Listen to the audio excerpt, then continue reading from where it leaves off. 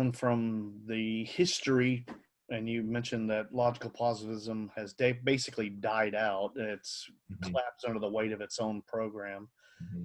To get into more specific issues within philosophy of science, are facts simply facts, or are they observer dependent? In other words, would a person from a remote island who had never had no exposure to television or science or books look at an x-ray the same way as a doctor who spent years in a medical school?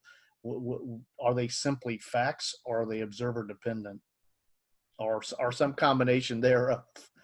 Yeah, no, this is a good question, because when we start talking about terms like fact and observation, there's a... Okay, so you're talking about all that. Are facts simply facts, or are they observer dependent? Yeah, this is where, not just my opinion, but I think we talked about it pre-show about the Massimo Pigliucci. He's a philosopher of science at the City College of New York. I think the best way of looking at the philosophy of science is through the lens of epistemology. And we've already talked about the sort of the overview, the history of philosophy and Hume's influence and things like that. If you think about the dominant influences in epistemology in the modern era, they're Locke, they're Hume, Kant, Descartes, these guys. Those influences very much reemerge in contemporary philosophy of science. And so I think that the best way to think about philosophy of science is as a subdomain of epistemology. And the way I approach it is this, and I haven't forgotten your question, Don. I just want to sneak up on it with the proper telescoping. Okay. That if you think about what science is, and I know we said there's no such thing as science, but there are the natural sciences. So what do the natural sciences do, right? Apart from specific methodologies or experiments, they are, among other things, an inquiry into nature. They're an inquiry into natural phenomena. They're a way of us trying to know about something about the world. Given that that's what the sciences are aiming to do, it seems very clear that when we talk about the nature of the natural sciences, this is very much a question about how it is that humans know things and inquire about things in the world. Which brings us back to the question of, are observations theory dependent or theory laden? Can we get at the facts themselves, right? And the answer is yes and no. So again, for Kant, there was a hard no.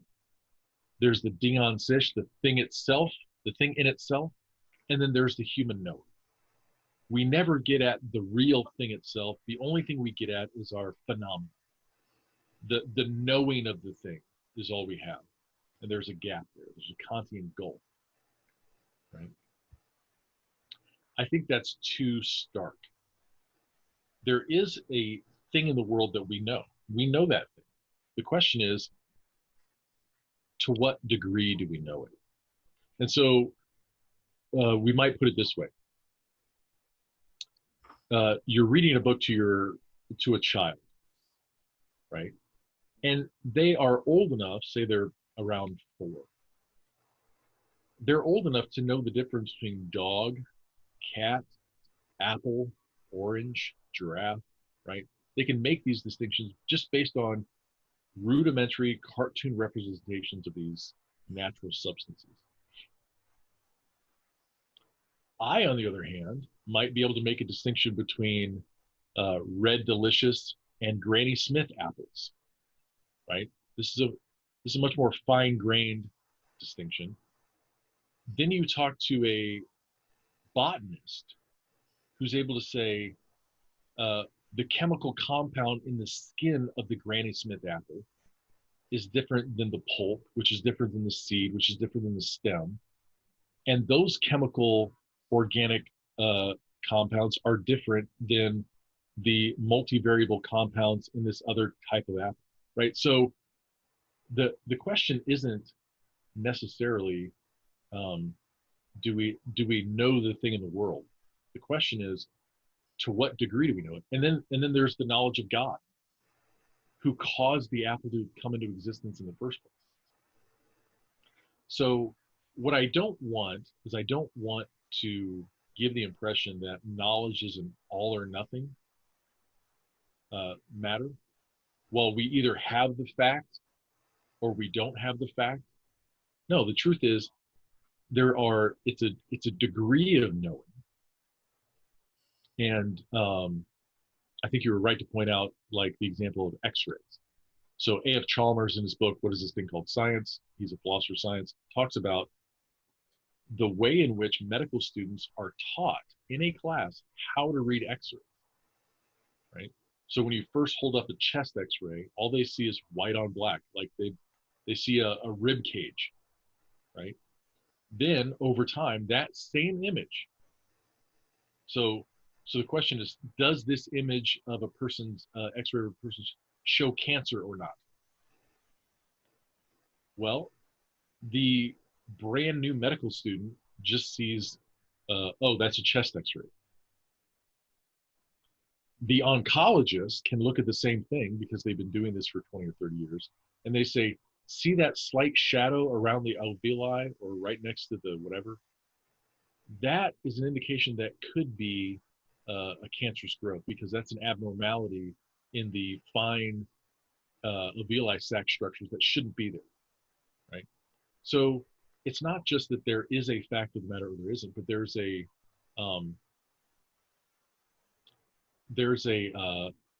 a richness of knowledge that comes with both professional training and what we might call a process of induction, a familiarity with instances of this kind of thing.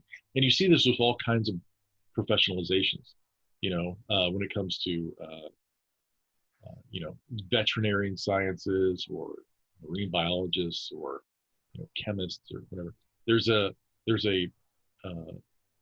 familiarity with these things that comes via induction and see multiple instances of the same kind of thing over and over again. So you're saying that facts don't interpret themselves? What I'm saying is that the term fact makes it seem as if there is either an objective state of affairs or not. And what I'm saying is that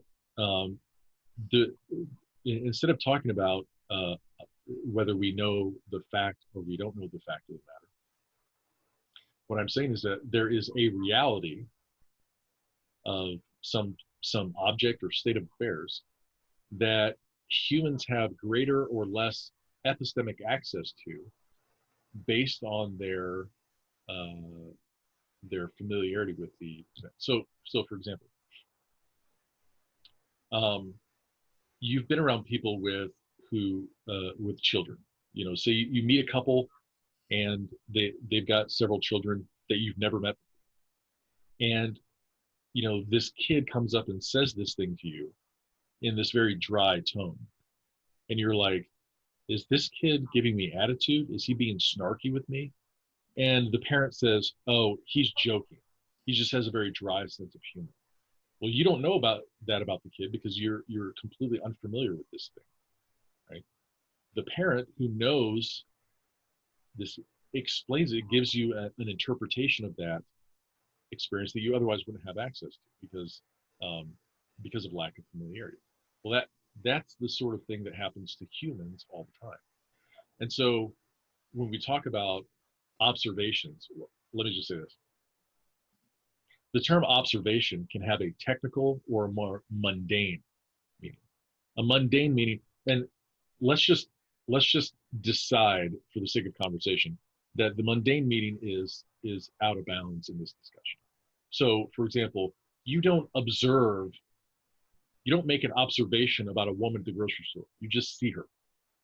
An observation will take to be a technical term, meaning a scientific observation within the context of experiment and theory, right?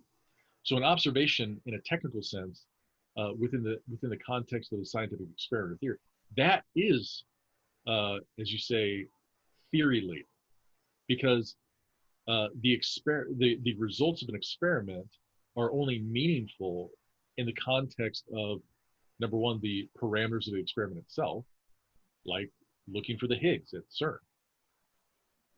And two, the result of that experiment is only meaningful within the context of a greater like supersymmetry theory, right?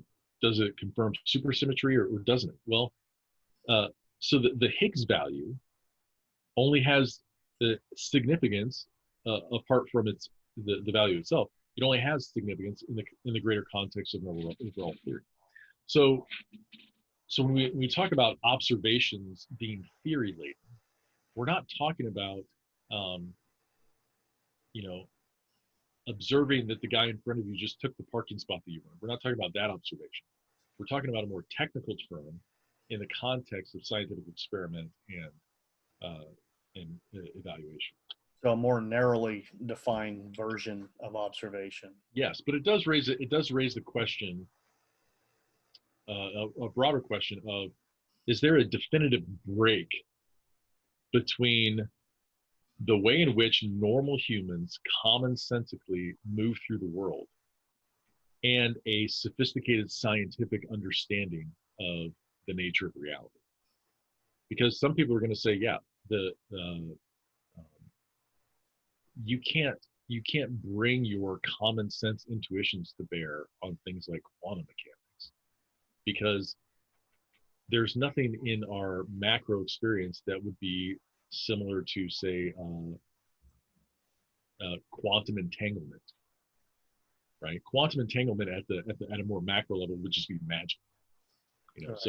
So in terms of quantum mechanics, you really do have to set aside these common sense intuitions in terms of developing a theory of what's going on at that level. Mm. So that leads to a broader question that you've kind of touched on. Mm-hmm. And to give a little background on this question, Stephen Hawking, the late eminent physicist, described his philosophy of science as model-dependent realism. That is, you observe the world according to how you model the world, is what he was basically saying, that it exists. It's really there as far as your model allows it to really be there. That's how I read his book. So, but in general terms, what is realism and what's the opposite of that? Yeah, so kind of like the term empiricism. The terms realism and anti-realism have wider and more narrow context. So we talked about philosophy has major subdomains: metaphysics, epistemology, ethics, right? And then they have these subdomains. There is a realism, anti-realism debate in metaphysics proper. So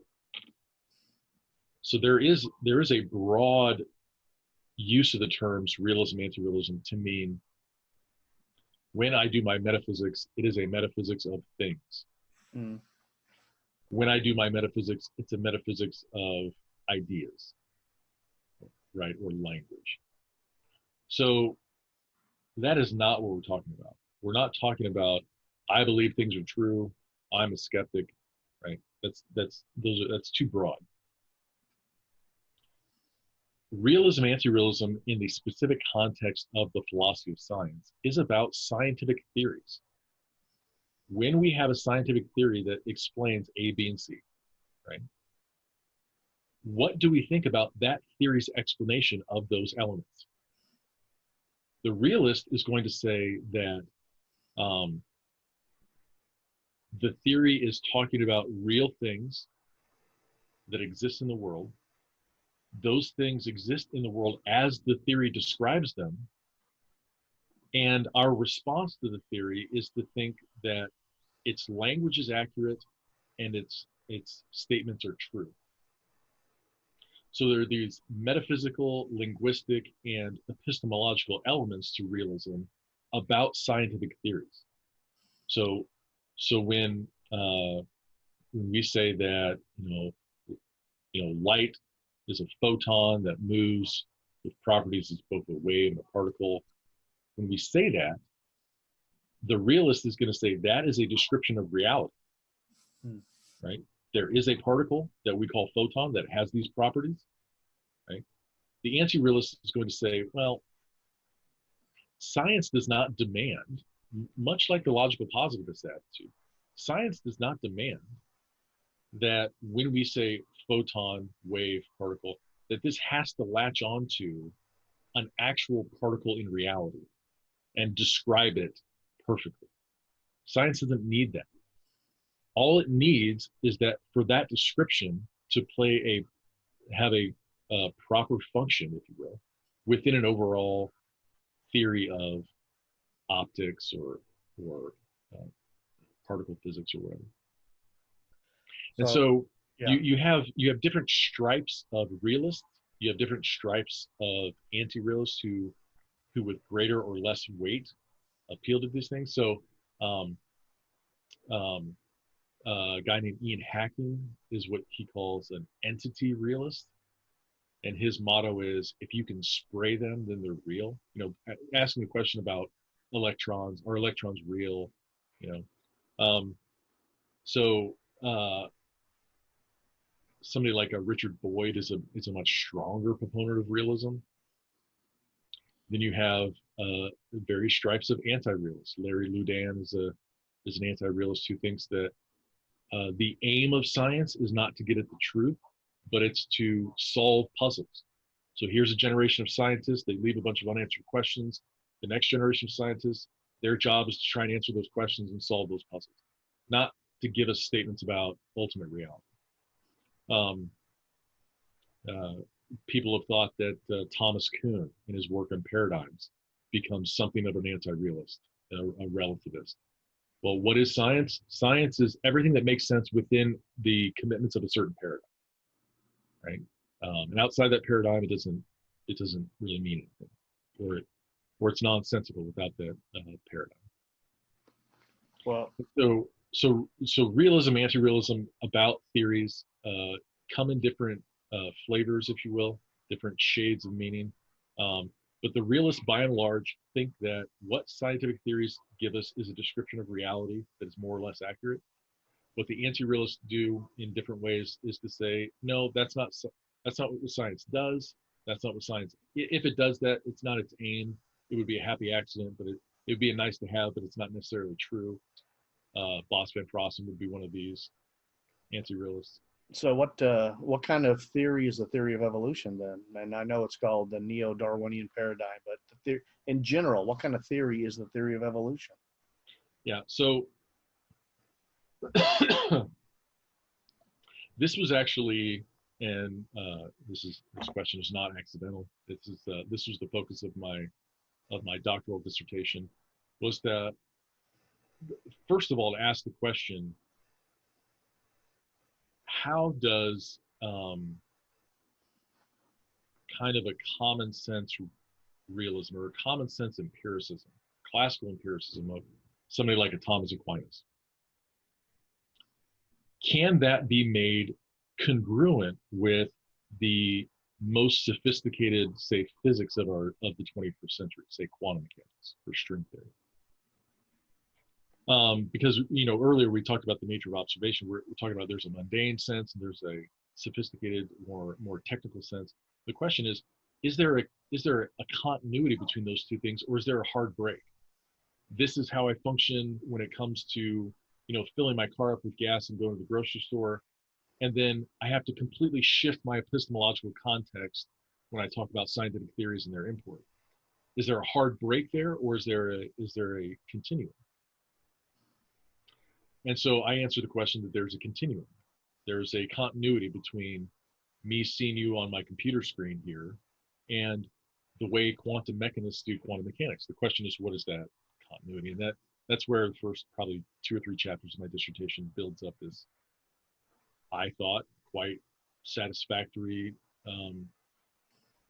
continuity between sort of pre-philosophical intuitions and scientific, some stripes of scientific realism. So the question becomes, when I first started studying human origins or the question of the nature of life or creationism type questions.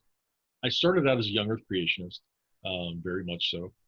When I got into seminary, I started adopting what was called a non-concordist view of Genesis.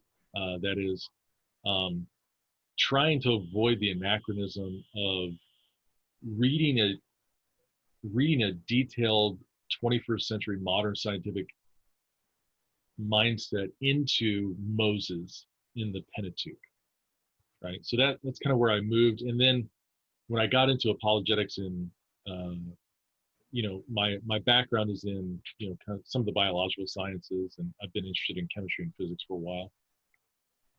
So then I started reading in college. I started reading a lot of the intelligent design literature. So I started out first book I ever read was Behe's Darwin Black Box, and then discovered Philip Johnson's Darwin on Trial. Started reading that got me into the early 2000s. Read a lot of William Dembski stuff, the Design Revolution, all that stuff. And after I finished my master's degree in philosophy at Baylor, which, if anybody's gone through a graduate level program in anything, it helps you think more clearly. It helps you think more rigorously about whatever the topic is. And that's especially true of a philosophy degree. So I went off to grad school to, among other things, read the history of Western thought. Right. I wanted to be in a formal context, start with the pre-Socratics, go all the way up to I think we ended around the 1960s with W.V. O'Quine. Was introduced to the philosophy of science by my professor James Markham, who himself studied under Thomas Kuhn at Boston College in the 90s. So so when I started studying the issue of design and creationism, I did it very much through the lens of number one, Christian orthodoxy, because one of my friends said, if you're going to do philosophy, go do your theology first. Get a good grounding in what makes up Christian orthodoxy, and then ask your philosophical questions, so that when you try and answer them, you do so within the context of a high respect for the history of Christian orthodoxy. So kind of a faith-seeking understanding type approach. Yeah, but just making sure that you've carved out in your own mind and heart the kind of the theological boundaries for inquiry. So, I've talked to, so when you go through the history of philosophy and you start bumping up to things like determinism, some philosophical systems that are highly deterministic, like a lot of metaphysical naturalism is highly deterministic. And you go, well, when I read my Bible, most of sin, salvation, human culpability, none of that makes sense outside the context of human free will. So whatever else the Bible portrays in terms of the human experience, there's always something about free will there. So as you start thinking about your metaphysics, determinism really isn't. It's not a metaphysics it's not a system that's going to match up well with your well understood view of Christian doctrine. So just things like that, things that we think about God. So as philosophy starts to, like the scholastics, but theological questions, you don't just throw out your view of man or God or free will or the good, and then just in isolation reflect on philosophical issues. You do your philosophy with against the backdrop of a well-versed Christian orthodoxy. It's biblically literate, it's theologically sound, and then you're free to carry on your philosophical inquiry, knowing that you've settled in your mind issues of faith and things like that. Which, I mean, it still grants a wide swath of human of freedom of inquiry, because if all truth is God's truth and you're looking for philosophical truth, it's going to be congruent with issues of faith. So that's kind of where I was when I went off to Baylor. I wanted to read through the history of philosophy, kind of get grounded in that. developed an interest in the philosophy of science that kind of grew out of my interest in the sciences themselves. And in that time was reading heavily the ID guys, because I was very interested. Dembski had been at Baylor. He wasn't there when I was there. He had just left. So there were some connections there. Anyway, so for example, if somebody wants to study David Hume, they shouldn't just take what I say about David Hume. They should read David Hume. Read him in his original context, and then you can say, I've read Hume, I understand Hume, and these are some valid criticisms I have of Humean philosophy. You don't just say, well, I heard this guy give a lecture one time about this, and just take that as fact. So something I realized about my view of Darwinism is that everything that I thought I knew about neo-Darwinism came via the lens of the intelligent design thinkers. So Stephen Meyer, Dembski, and Behe, and Johnson, Jonathan Wells, right? I realized everything that I thought I knew about the Darwinian position came via these guys who were rejecting it to some degree. And so I was, okay, that's not a good research methodology. Right. So ill-advisedly, first book I got was Stephen Jay Gould's The Structure of Evolutionary Theory, which is something like 14 or 1500 pages. It's a huge tome. And he wasn't really mainstream Darwinian. Anyway. No, he's a punctuated equilibrium guy. Yeah, saltation views. They're not exactly. But what I mean, Gould, to his credit, was a pretty decent historian of science. Sure. So going back, several of his books, wonderful writer too. Yeah. So that was an eye-opening deep dive, probably too deep for my level of understanding at that point. But I started to see, especially with Gould's presentation of the history of evolutionary thinking, pre-Darwin and then through Darwin and then after Darwin, I started to see that these neo-Darwinists, they have their own tradition of thinking. I mean, they're not necessarily. I mean, you've got guys like Dawkins, right? Who's a zoologist and an atheist, a vociferous atheist, who is both trying to defend neo-Darwinism and trying to tear down the Christian faith simultaneously. But the majority of evolutionary biologists, that's not really on their radar. They're just interested in paleontology, natural history, things like that. So I started to read the atheist, secular, evolutionist side of things, but the people that were in this debate. So Eugenie Scott, Richard Dawkins, what's his name? Daniel Dennett, these guys. Yeah. Stephen Jay Gould, Niles Eldridge. I started to read them on their side of things, and something that became clear to me.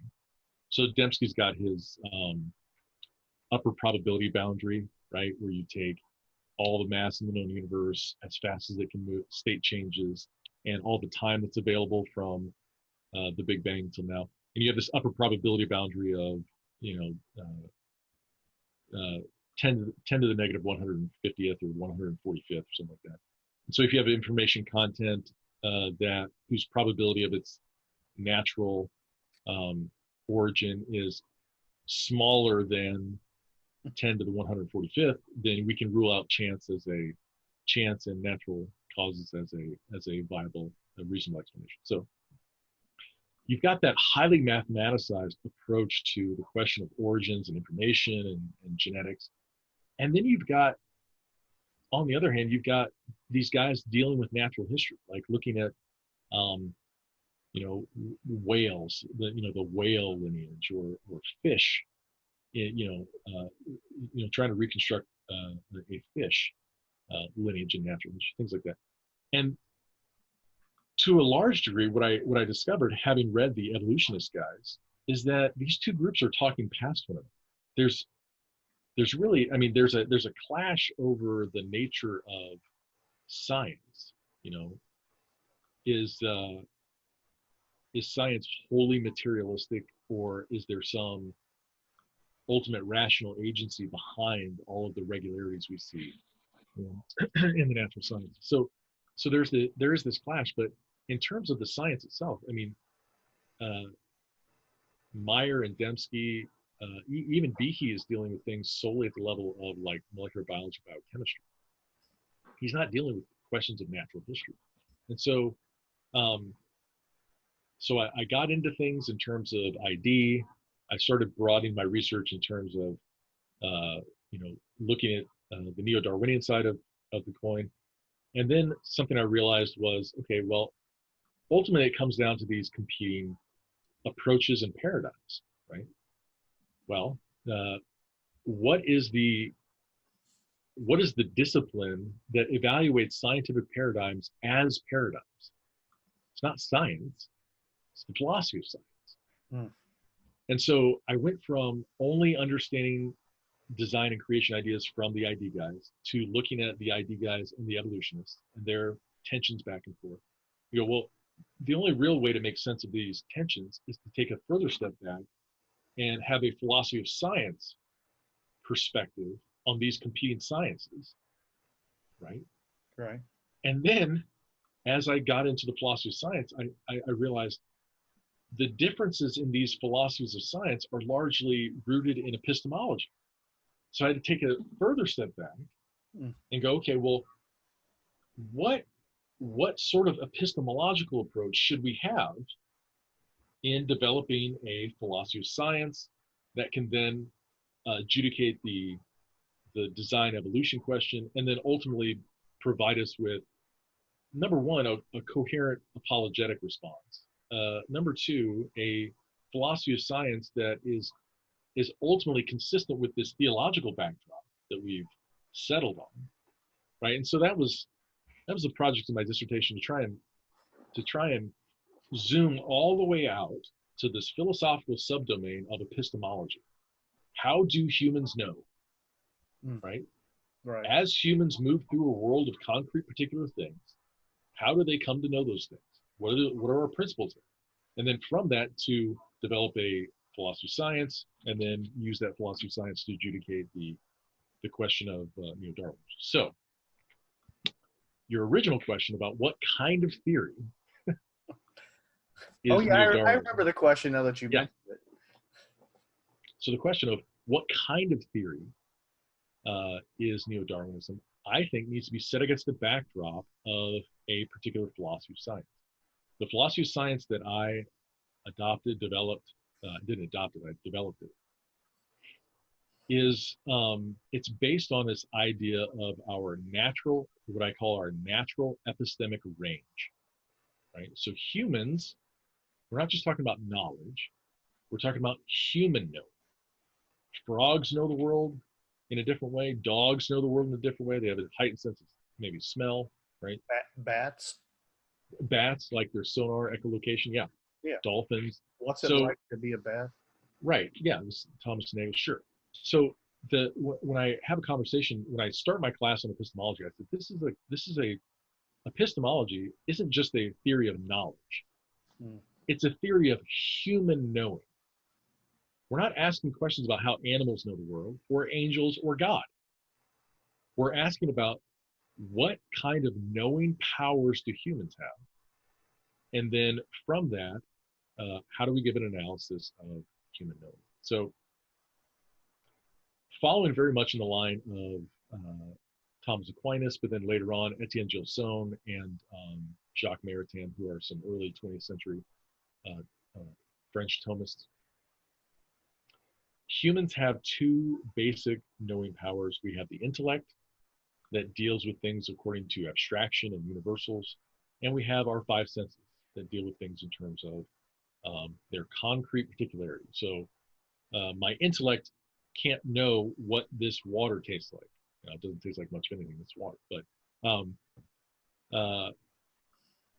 I remember, because we have a tendency toward rationalism. Rationalism, in my mind, is the exaltation of intellection above sensation, right? It's this. It basically implies that human intellection is superior because of its abstractness, to the dynamic, flowing, constant engagement with the world outside of the mind that the senses give us. So, as we said, Aquinas is Aristotelian by and large in his fundamental commitments, which includes a kind of classical empiricism, okay, which says that everything that the mind obtains, it begins in the senses. Now, we don't just have sense knowledge. We're not animals. We're rational animals. We have there's a phrase that a guy named Frederick Wilhelmsen says. He says that the intellect and the senses they're not at war with one another. They're not faculties at war with one another. What happens is the human has sensation and intellection in this mutual interpenetration that is the one singular human experience of reality. And via that one singular experience, these two knowing powers function simultaneously. So I saw a Thomist commented one time. He said, the eyes don't see. It's the human that uses the eyes who sees. And when I see my water bottle as a water bottle and not just a some sort of shape of plastic, and my mind is there seeing the water bottle through my senses and identifying it as water, as nourishing, as rehydrating, right? So we don't just see things, we see things as. And that seeing as is the human experience of the world of particulars. It's the intellect and the senses in mutual interpenetration. So that's kind of the basic epistemological commitment. I want to go back to this implication of rationalism, or this assumption of rationalism, or disposition toward rationalism that exalts intellection above sensation. I was at the gym one morning thinking about these things because it's my job. Thinking. Yeah, right. Yeah. I was as another aside, I was in a debate with I didn't know this at the time, but he was literally a rocket scientist. So we were arguing about, this was must have been summer 2015, because that was the last time I taught my philosophy of mind seminar. I had just finished teaching this philosophy of mind seminar. I've been doing nothing but reading and teaching philosophy of mind for about 14 days. And this email came across this list that I was a part of, and this guy was espousing substance dualism. Well, I'm not a substance dualist. I'm an Aristotelian hylomorphist. Right. And he's like, yeah. So I mean, there were a lot of Christians on this list, and all the Christians were like, yeah, substance dualism. And I was like, he's like, yeah, I think there are too many problems with substance dualism. That's why I'm an Aristotelian hylomorphist. He goes, anyway, the conclusion of our back and forth was, he said, well, I'm an engineer. I build things for a living. And I said, well, I'm a philosopher. I build arguments for a living. Oh, nice. And he wrote back, he goes, all right, fair enough. So did he call you out on equivocating on the word build? No, I think we build. It's it's an analogy. Okay. So you weren't it wasn't univocal, it wasn't equivocal, right. It was analogical reason. Yeah, okay, something the same. I heard that somewhere in the past. Yeah. I can't remember where. It's around. It's in the air. Anyway, so